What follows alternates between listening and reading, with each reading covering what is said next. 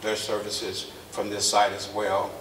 So there's about 6 offices, contiguous offices, that are still available for that. As far as the vision, we worked with Dr. Ryan Hargrove, who is a landscape architect professor based out of the University of Kentucky, who worked with Sam Watkins and staff, along with board members here. Did get community engagement and community involvement, but was given the charge, from our standpoint, to create a transformative vision. Because we honestly believe that that's what it's going to take to flip the economics and really make it a thriving community.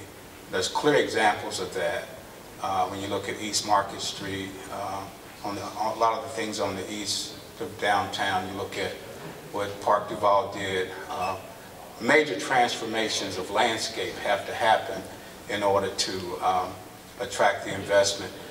Once we created the vision, and the vision is still under development, Dr. Hargrove is still working with us. What you see is just a static representation of the vision, but it's really a lot more than that. It's built on a technology platform where you can get virtual tours inside the vision. So the next iteration of it will be a motion picture version of it.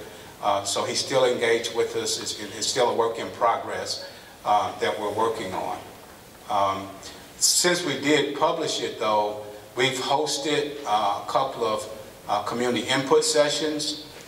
We've also published a community input survey. We've taken over 100 responses to that, and it's a variety of responses, but it's mostly good responses.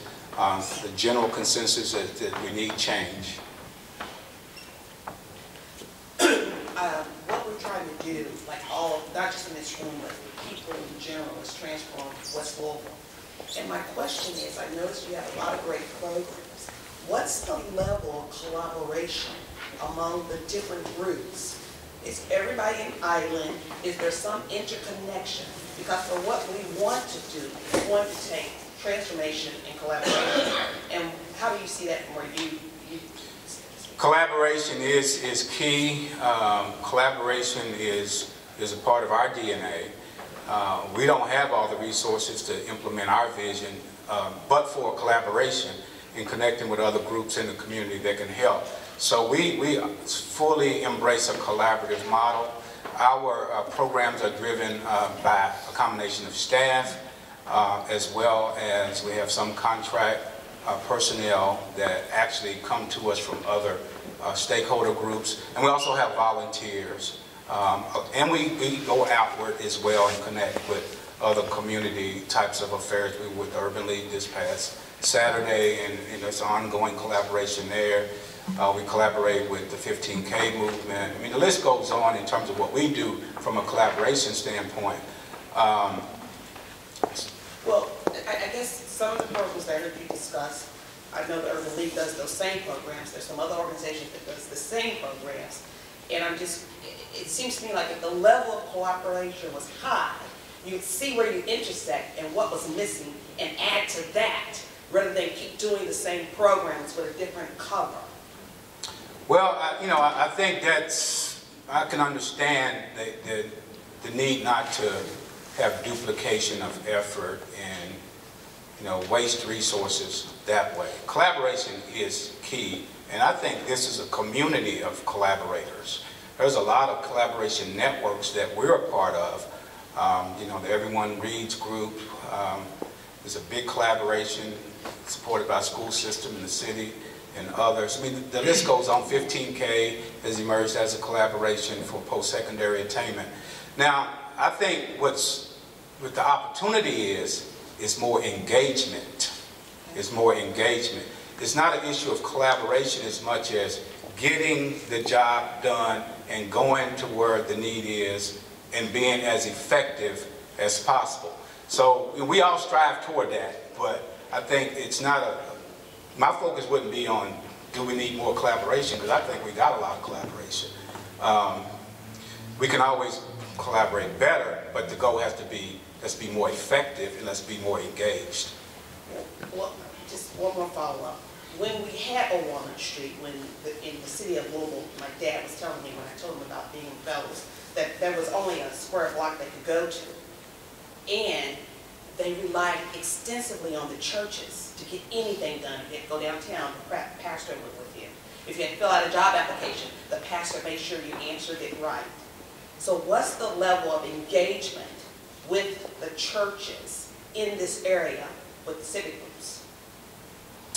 In reference to LCCC, the churches that are near us, Greater Salem, Joshua Tabernacle, Quinn Chapel, probably overlooking a few, but these are the three that we have in the past and continue to network with. Reverend David Snarton, who is the senior pastor at Joshua Tabernacle, is a board member. He's very much engaged. We have in our teen council members that go to Quinn Chapel that keep that church connected. So the effort is always there, the desire is, and the door is always open. And we go out. We do go out when it's strategic for our interest to go out and be connected to churches. Yes, ma'am. Just real quickly, Kevin, I wanted you to talk a bit about after-school services. You mentioned that with Everyone Learns and the E-Olympics. The reality of it is what you do here takes care of a segment of students, but that we have students all in this area that we are not reaching, and we've talked about that. So as we talk about duplicating services, it's about really reaching the population that we need to reach. So would you speak to that a little bit, please? Yes, ma'am, Ms. Porter. You're right, and we've raised policy concerns about that adjacent to two large low-income housing communities that combine for about 1,500 dwelling units. So if you figure average three per household, that's almost 5,000 people right here, most of which are single female head of household with young children, most of which. So there is a large population of students that are right here. So that creates opportunity. So we're excited when the school district thinks schools of innovation and thinks about different ways to work with those kids. And we really look for ways to be engaged and empowered to work with those kids at a higher level. Because our passion for this work is untiring, but our capacity is limited. So we can only do so much. So we always look for ways to grow our vision to serve more. But others need to do the same. And if others think strategically about how to reach these families, there are spaces here. There is the Metro Park site, the Baxter Community Center, right in the heart of Beecher Terrace. Churches, Greater Salem has education programs. The idea is to be more community-based with services so that the kids can walk to academic enrichment programs and back home without it being a major transportation barrier for them. So we hope that the schools of innovation are addressing those kinds of needs because they're real needs. We don't have trouble reaching kids here. We have, they beat the path of coming across the street and back and forth. And we have capacity to grow through alliances and through, we're not trying to build a big staff structure here. We want to continue to work through partnerships.